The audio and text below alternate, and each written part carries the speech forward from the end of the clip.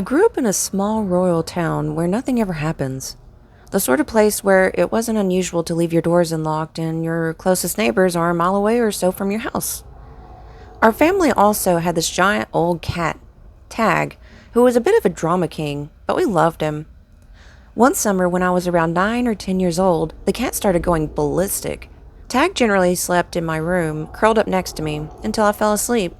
And then he would go doing whatever cat things he usually did at night. Occasionally he would meow and try to wake me up on unfortunate nights when he could see the bottom of his food bowl and needed a midnight snack. Usually if I ignored him, he would give up or rarely go try to wake up his mom instead, which was my mom. This night, however, he bangs against my parents' bedroom door until he gets in and is meowing loud enough to wake us up. Our bedroom doors are next to each other, and I call Tag to come in bed because it's like 2 a.m. He is having none of it and carrying on. My mom gets up and goes down to the kitchen and then huffs back up with Tag on her heels, still meowing insanely.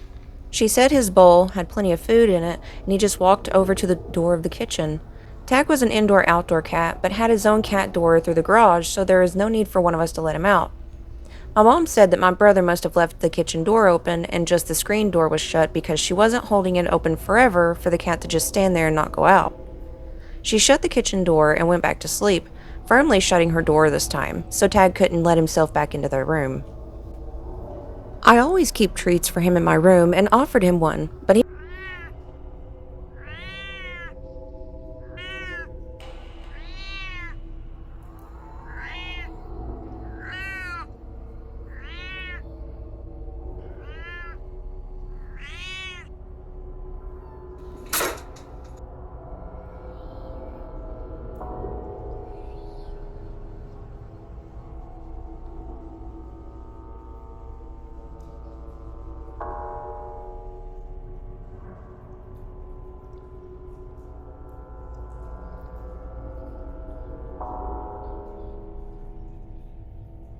They got up as usual to get ready for work, and while making coffee, my mom went to grab her rings from the little jewelry dish she had by the sink because she would take them off in the evenings to rinse dishes and load the dishwasher, but discovered the dish was empty this morning.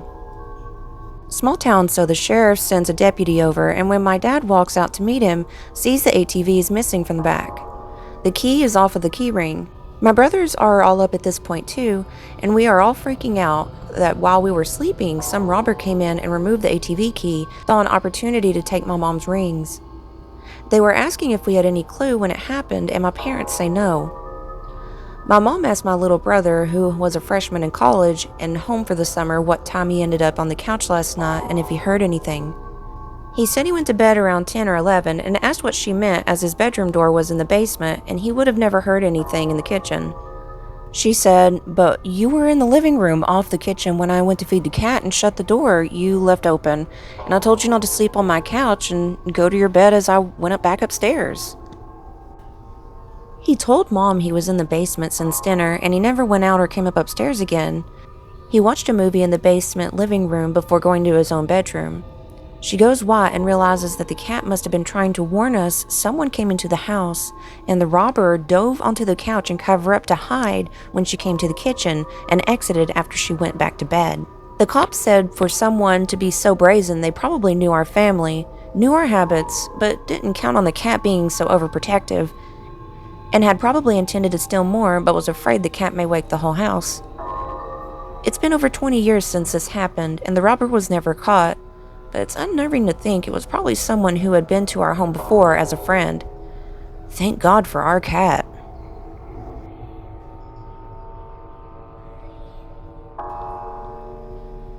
This story happened about 2 years ago when I was 19, and my foster sister, Kira, was 16.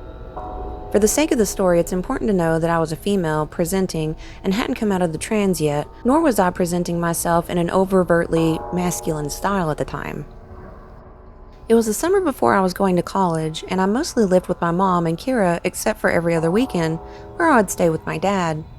Now, summers where I am can get really hot and humid, so we had a bit of habit of waiting to walk the dogs until about 6 or 7 p.m., because that's when it would be cooler outside and still light. On this particular evening, Mom wasn't going to be home until late, though I don't remember the exact reason why. She's a woman that likes to stay busy and often participates in choirs, Bible studies, youth group events, classes, and, all that good stuff. So it wasn't uncommon for Kira and I to be left home alone until about 8 or 9 p.m. So it was up for me and Kira to walk the dogs by ourselves, unless we wanted our younger dog, Samson, to throw tantrums due to pent-up energy. Even though we lived countryside and could have walked them down our street, Kira and I decided to drive about 20 minutes to the park instead. Why? I don't remember. It could have been anything from being bored walking our roads and not wanting to have to deal with blind curves and hills. Whatever the reason, at around 7:30 p.m., Kira and I harnessed our 2 dogs, packed them up in the car, and drove to the park. Let me quickly explain the layout of the park so that it's easier to understand why we got nervous halfway through our walk. This park isn't very big, but it's popular because of its loop. The entire park is surrounded by a mile-long looping road with its attractions like playgrounds, ponds, and small country hall spaced about an inner side of a loop. The outside is just grass, trees, and one playground at its end. Thus, it's common and expected to pass people walking through the loop at least twice, especially if you're walking in opposite directions, but not if you're walking in the same direction, obviously. Any cars on this road can only drive in one direction because it's a one-way road. At first, everything on the walk was normal. I parked the car, we clipped our dogs' leashes on, and we started the loop. Every so often, we'd stop so we could take pictures of our good boys, particularly of Kira trying to wrangle Samson, who pulls like his life depends on it and weaves around because he wants to smell everything. It was while I was taking one of these pictures that the first encounter happened. A man that looked to be in his 40s walked past us, walking the same direction we were, up towards the playground on the outer side of the loop. He smiled at Kira, nodded, and said hello, or cute dogs, or something like that, and kept walking. Honestly, didn't think anything of it. We're at the park at a time of day where it's common to walk around due to the cooler temperature, and people where I am are generally friendly. Smiling and saying hi is pretty normal, no matter who says it.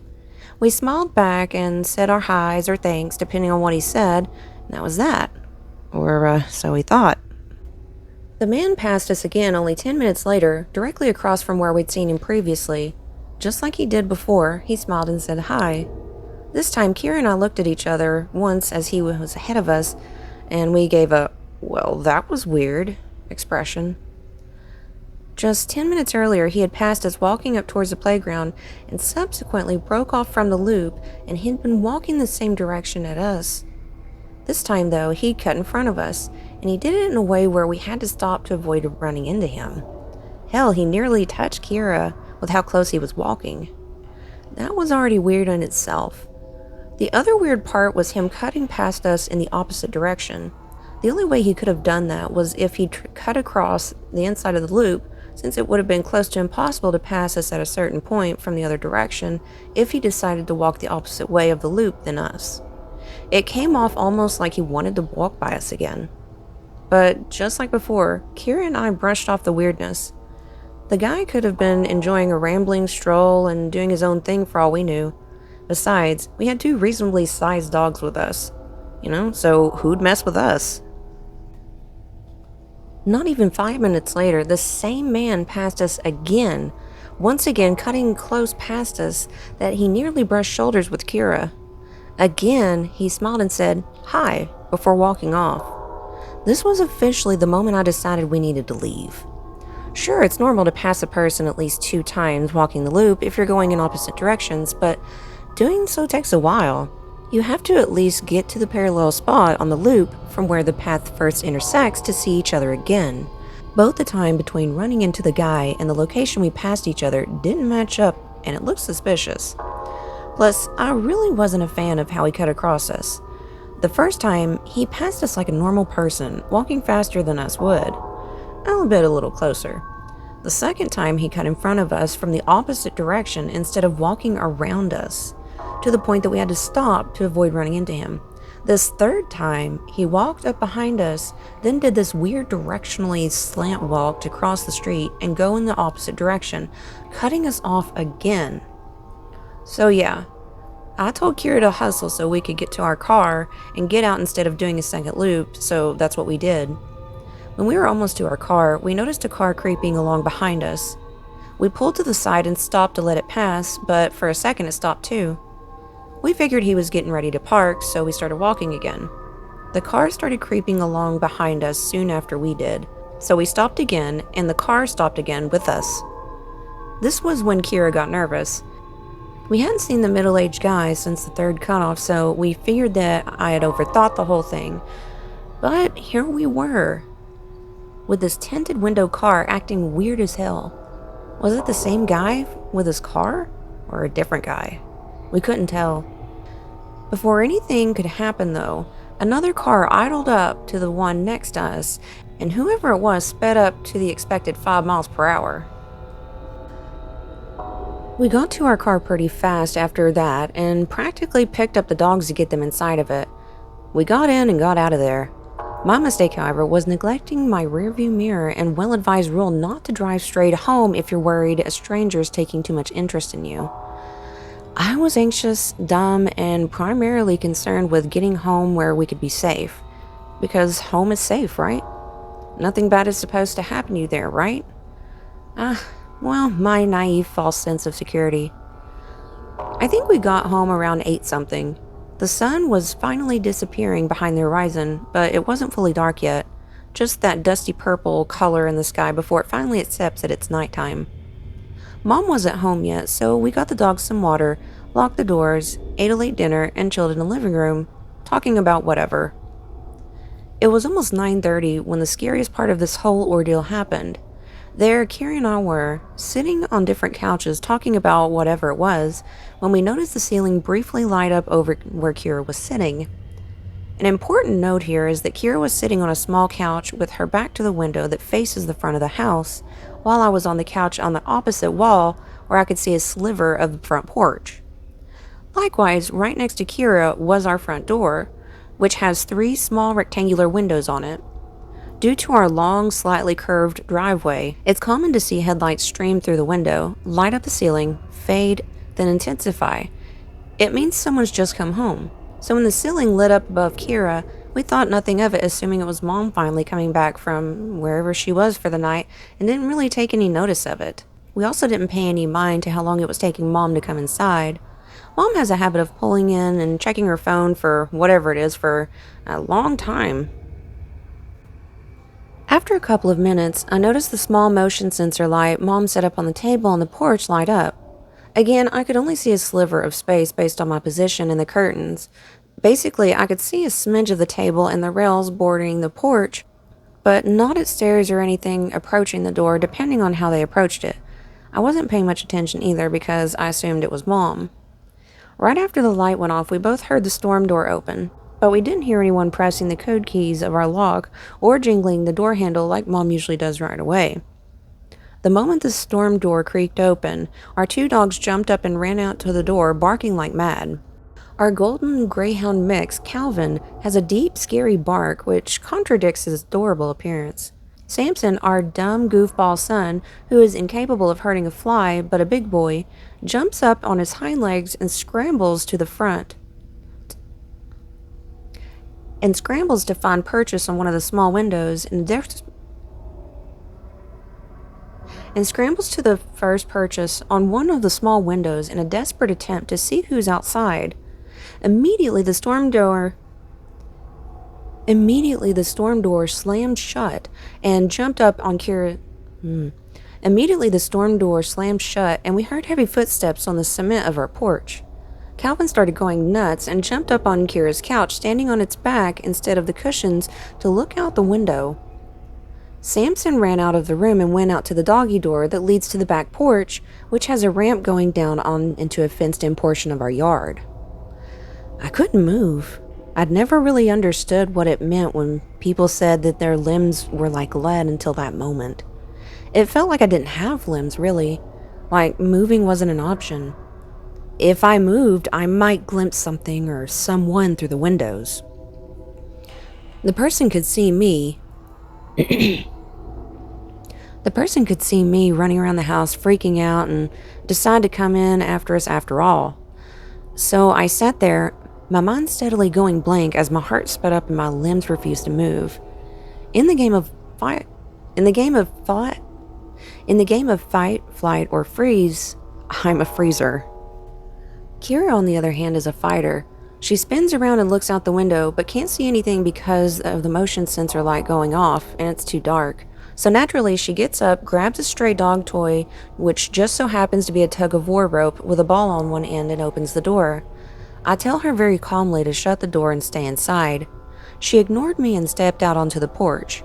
She comes back inside after not seeing anything, but to my utter disbelief, she disappears to the kitchen, comes back with a knife, and then goes outside again.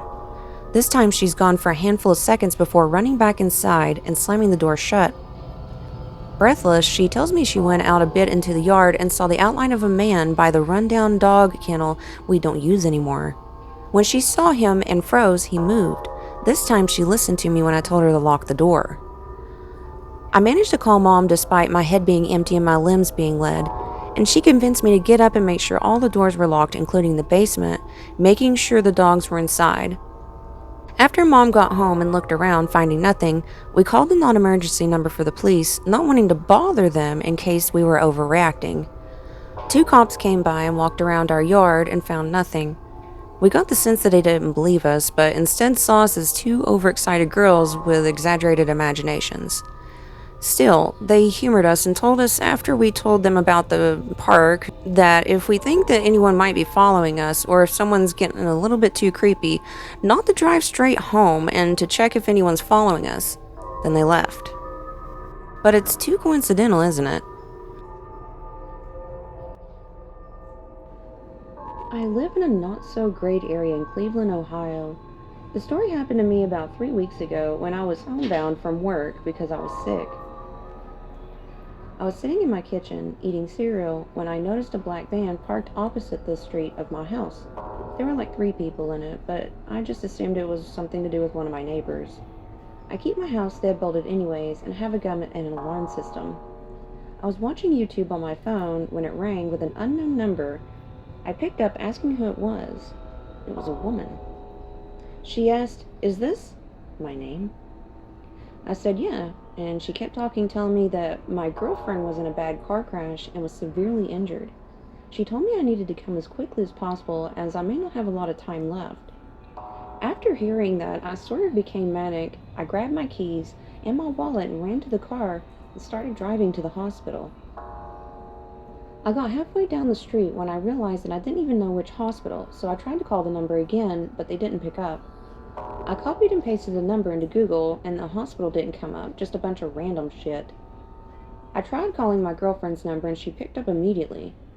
It's embarrassing, but I was crying, and I asked her what happened and if she was okay. She said she was fine, and when I mentioned the hospital, she said she had no idea what I was talking about. I was really confused and couldn't really process what was happening. But I turned around and went home. When I got in view of my house, I saw the black van parked backwards into my driveway. It wasn't fully clicking in my dumbass brain what was happening, but I knew well enough they had no reason to be in my driveway. The other 2 were literally right at my front door, which I had forgotten to lock when I ran out to my car.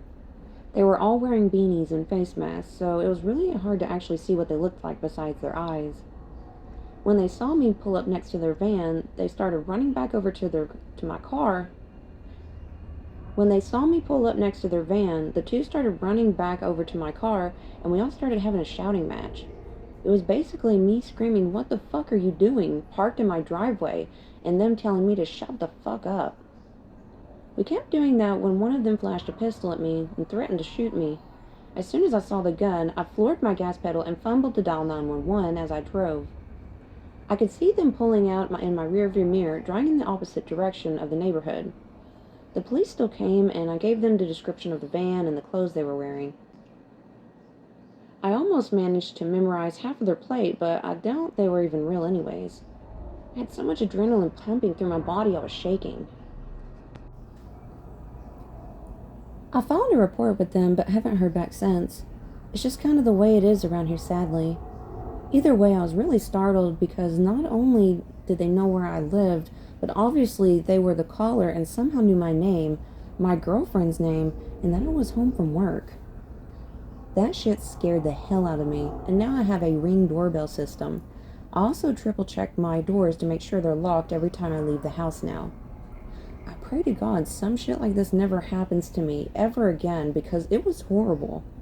And to those people who tried robbing my house and threatened to kill me, let's never fucking meet again.